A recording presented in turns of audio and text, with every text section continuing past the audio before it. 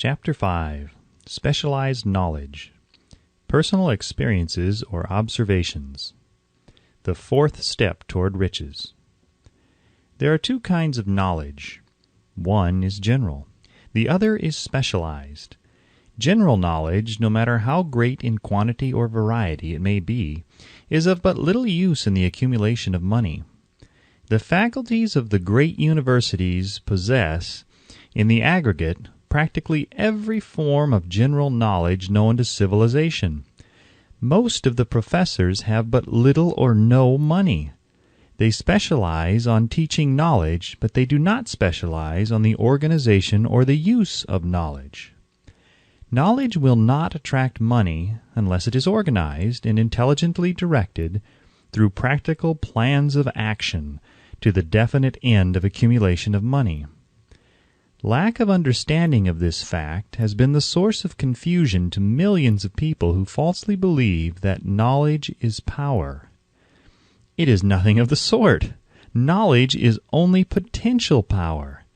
It becomes power only when and if it is organized into definite plans of action and directed to a definite end. The missing link in all systems of education known to civilization today may be found in the failure of educational institutions to teach their students how to organize and use knowledge after they acquire it. Many people make the mistake of assuming that, because Henry Ford had but little schooling, he is not a man of education. Those who make this mistake do not know Henry Ford, nor do they understand the real meaning of the word educate. That word is derived from the Latin word educo, meaning to educe, to draw out, to develop from within. An educated man is not, necessarily, one who has an abundance of general or specialized knowledge. An educated man is one who has so developed the faculties of his mind that he may acquire anything he wants, or its equivalent, without violating the rights of others. Henry Ford comes well within the meaning of this definition. During the war, a Chicago newspaper published certain editorials in which, among other statements, Henry Ford was called an ignorant pacifist. Mr. Ford objected to the statements and brought suit against the paper for libeling him. When the suit was tried in the courts, the attorneys for the paper pleaded justification and placed Mr. Ford himself on the witness stand for the purpose of proving to the jury that he was ignorant. The lawyers asked Mr. Ford a great variety of questions, all of them intended to prove by his own evidence that while he might possess considerable specialized knowledge pertaining to the manufacture of automobiles, he was in the main ignorant. Mr. Ford was plied with such questions as the following. Who is Benedict Arnold, and how many soldiers did the British send over to America to put down the rebellion of 1776? In the answer to the last question, Mr. Ford replied, I do not know the exact number of soldiers the British sent over, but I have heard that it was a considerably larger number than ever went back. Finally, Mr. Ford became tired of this line of questioning, and in reply to a particularly offensive question, he leaned over, pointed his finger at the lawyer who had asked the question, and said, If I should really want to answer the foolish question you have just asked, or if any of the other questions you have been asking me, let me remind you that I have a row of electric push-buttons on my desk, and by pushing the right button, I can summon to my aid men who can answer any question I desire to ask concerning the business to which I am devoting most of my efforts. Now, will you kindly tell me why I should clutter up my mind with general knowledge for the purpose of being able to answer questions when I have men around me who can supply any knowledge I require? There certainly was good logic to that reply. That answer floored the lawyer. Every person in the courtroom realized it was the answer, not of an ignorant man, but of a man of education. Any man is educated who knows where to get knowledge when he needs it, and how to organize that knowledge into definite plans of action. Through the assistance of his mastermind group, Henry Ford had at his command all the specialized knowledge he needed to enable him to become one of the wealthiest men in America. It was not essential that he have this knowledge in his own mind. Surely no person who has sufficient inclination and intelligence to read a book of this nature can possibly miss the significance of this illustration. Before you can be sure of your ability to transmute desire into its monetary equivalent, you will require specialized knowledge of the service, merchandise, or profession which you intend to offer in return for fortune. Perhaps you may need much more specialized knowledge than you have the ability or the inclination to acquire, and if this should be true, you may bridge your weakness through the aid of your mastermind group. Andrew Carnegie stated that he, personally, knew nothing about the technical end of the steel business. Moreover, he did not particularly care to know anything about it. The specialized knowledge which he required for the manufacture and marketing of steel he found available through the individual units of his mastermind group. The accumulation of great fortunes call for power, and power is acquired through highly organized and intelligently directed specialized knowledge, but that knowledge does not necessarily have to be in the possession of the man who accumulates the fortune. The preceding paragraph should give hope and encouragement to the man with ambition to accumulate a fortune who has not possessed himself of the necessary education to supply such specialized knowledge as he may require. Men sometimes go through life suffering from inferiority complexes because they are not men of education. The man who can organize and direct a mastermind group of men who possess knowledge useful in the accumulation of money is just as much a man of education as any man in the group. Remember this if you suffer from a feeling of inferiority because your schooling has been limited. Thomas A. Edison had only 3 months of schooling during his entire life. He did not lack education, neither did he die poor. Henry Ford had less than a 6th grade schooling, but he has managed to do pretty well by himself financially. Specialized knowledge is among the most plentiful and the cheapest forms of service which may be had. If you doubt this, consult the payroll at any university. It pays to know how to purchase knowledge. First of all, decide the sort of specialized knowledge you require and the purpose for which it is needed. To a large extent, your major purpose in life, the goal toward which you are working, will help determine what knowledge you need. With this question settled, your next move requires that you have accurate information concerning dependable sources of knowledge. The more important of these are A. One's own experience and education. B. Experience and education available through cooperation of others, Mastermind Alliance. C. Colleges and universities. D. Public libraries, through books and periodicals in which may be found all the knowledge organized by civilization. E. Special training courses, through night schools and home study schools in particular. As knowledge is acquired, it must be organized and put into use for a definite purpose through practical plans. Knowledge has no value except that which can be gained from its application towards some worthy end. This is one reason why college degrees are not valued more highly. They represent nothing but miscellaneous knowledge. If you contemplate taking additional schooling, first determine the purpose for which you want the knowledge you are seeking. Then learn where this particular sort of knowledge can be obtained from reliable sources. Successful men in all callings never stop acquiring specialized knowledge related to their major purpose, business, or profession. Those who are not successful usually make the mistake of believing that the knowledge acquiring period ends when one finishes school. The truth is that schooling does little more than to put one in the way of learning how to acquire practical knowledge. With this changed world, which began at the end of the economic collapse, came also astounding changes in educational requirements. The order of the day is specialization. This truth was emphasized by Roger P. Moore, Secretary of Appointments of Columbia University. Specialists most sought. Particularly sought after by employing companies are candidates who have specialized in some field, business school graduates with training in accounting and statistics, engineers of all varieties, journalists, architects, chemists, and also outstanding leaders and activity men of the senior class. The man who has been active on the campus, whose personality is such that he gets along with all kinds of people and who has done an adequate job with his studies, has a most decided edge over the strictly academic student. Some of these, because of their all-around qualifications, have received several offers of positions, a few of them as many as 6. In departing from the conception that the straight-A student was invariably the one to get the choice of the better jobs, Mr. Moore said that most companies look not only to academic records but to activity reports and personalities of the students.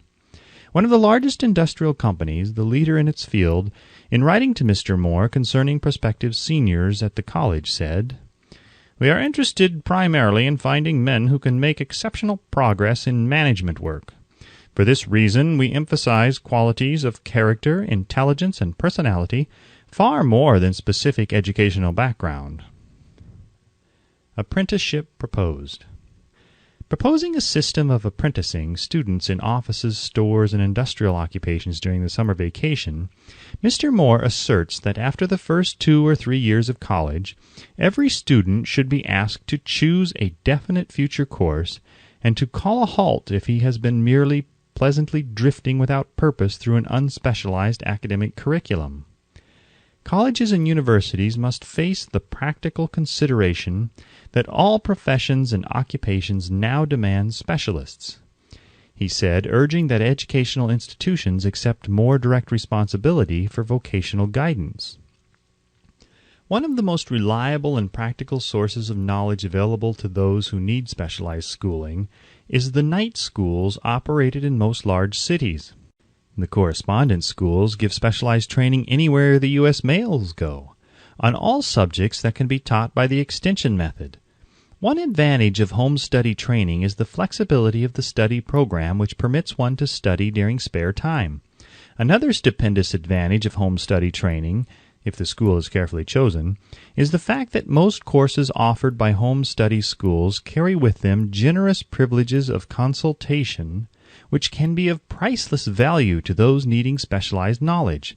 No matter where you live, you can share the benefits. Anything acquired without effort and without cost is generally unappreciated, often discredited.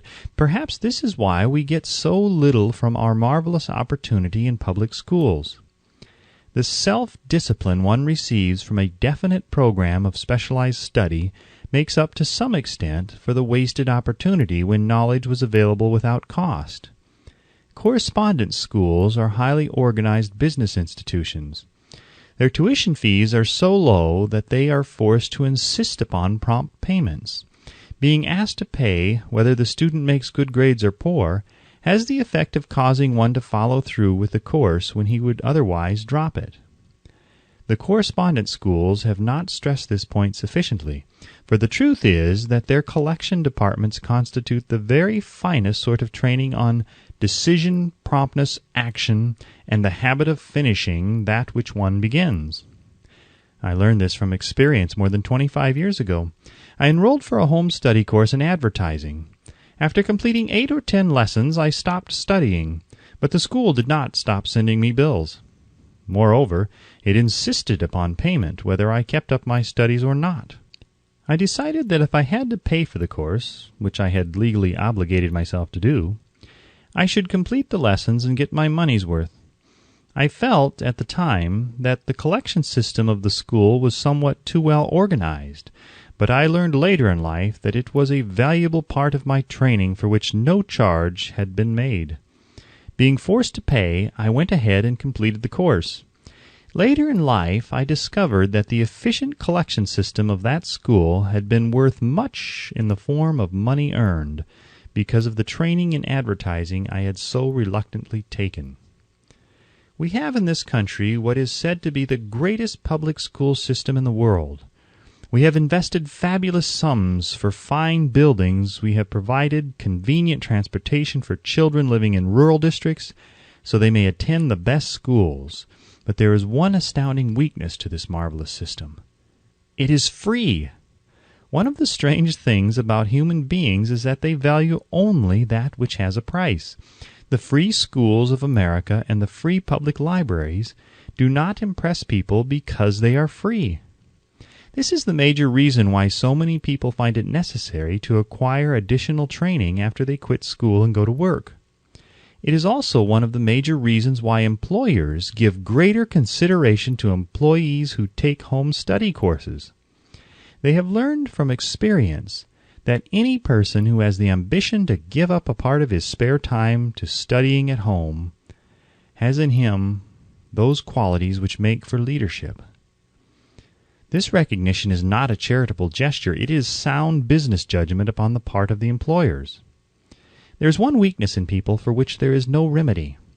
It is the universal weakness of lack of ambition. Persons, especially salaried people, who schedule their spare time to provide for home study seldom remain at the bottom very long.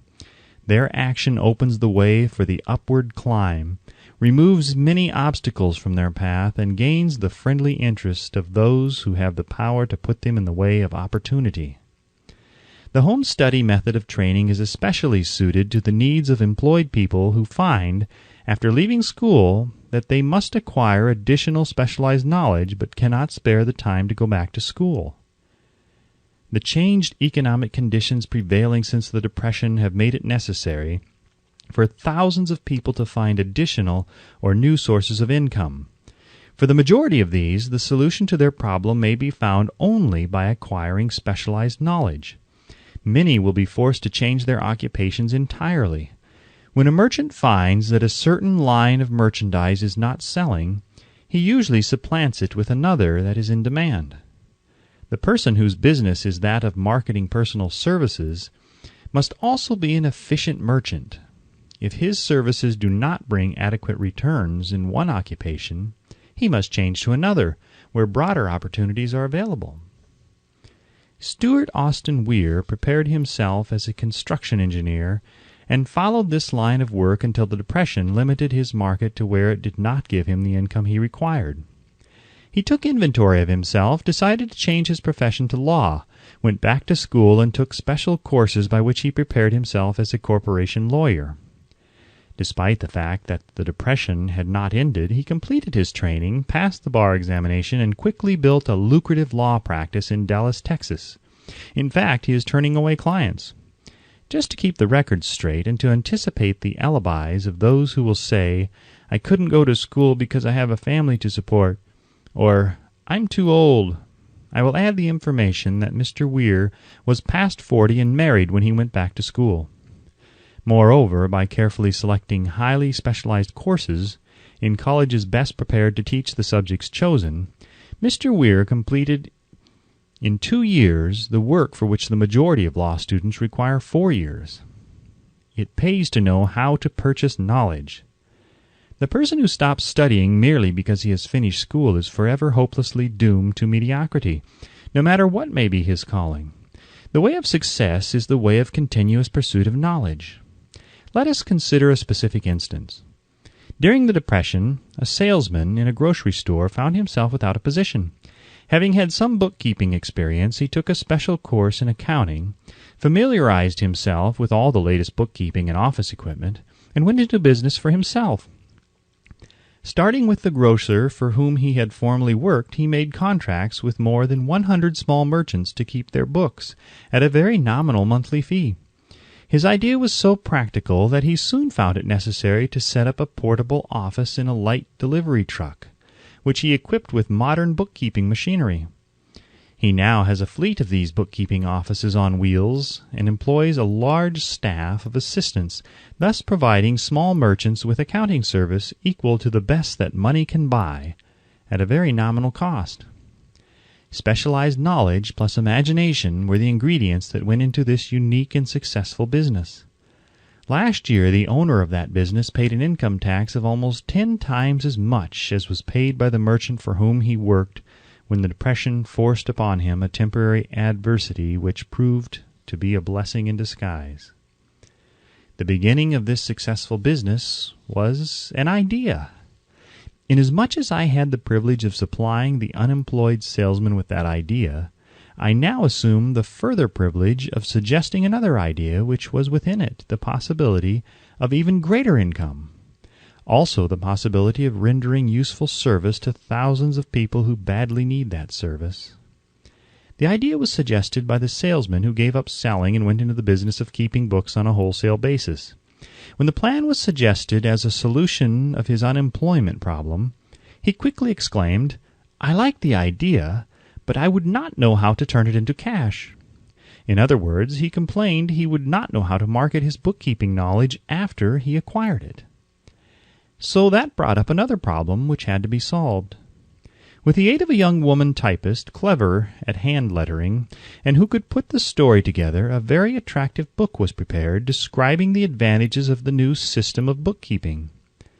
The pages were neatly typed and pasted in an ordinary scrapbook, which was used as a silent salesman with which the story of this new business was so effectively told that its owner soon had more accounts than he could possibly handle.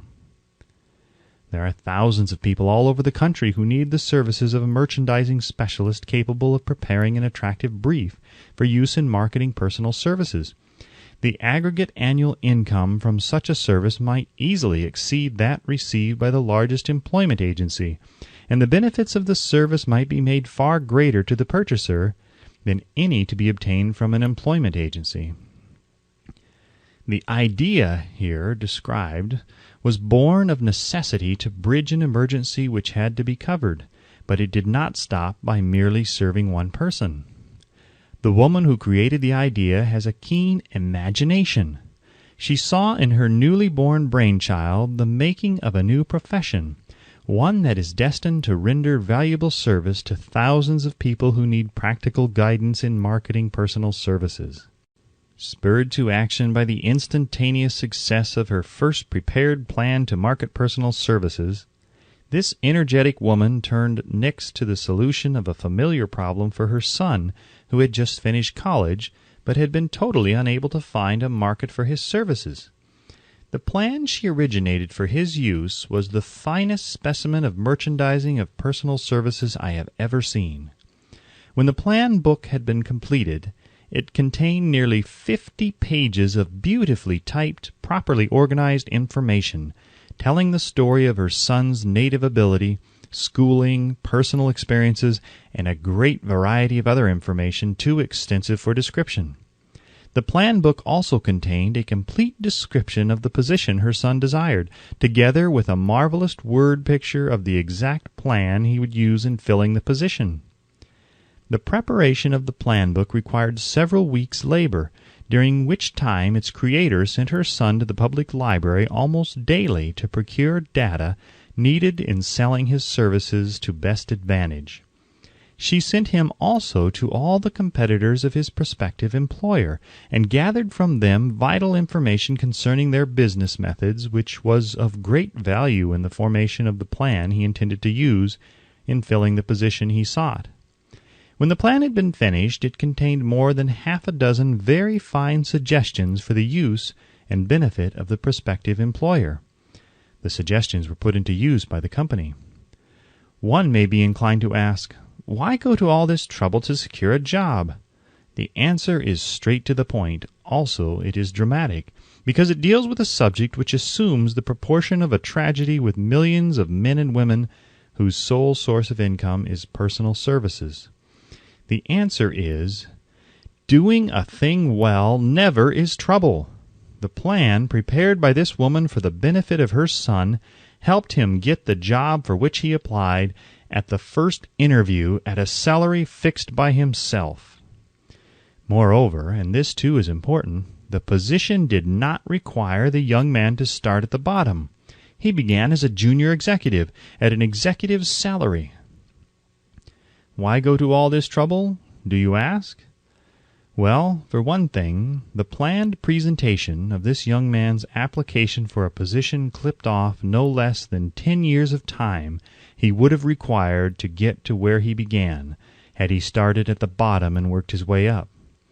The idea of starting at the bottom and working one's way up may appear to be sound, but the major objection to it is this: too many of those who begin at the bottom never manage to lift their heads high enough to be seen by opportunity, so they remain at the bottom.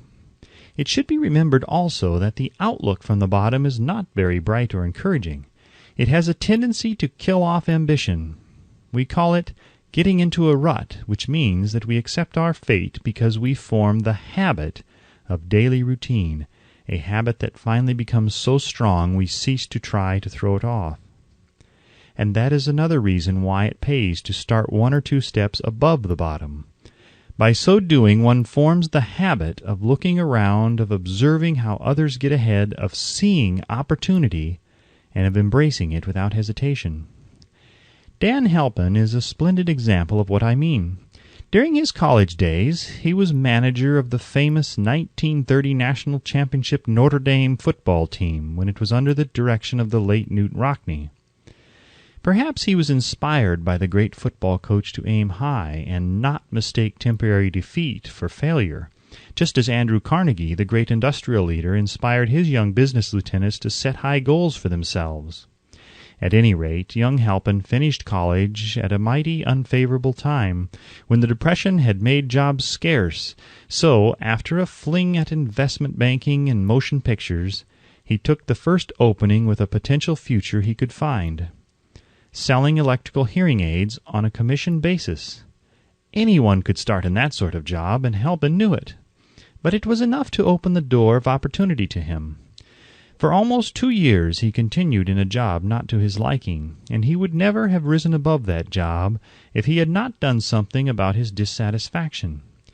He aimed first at the job of assistant sales manager of his company, and got the job.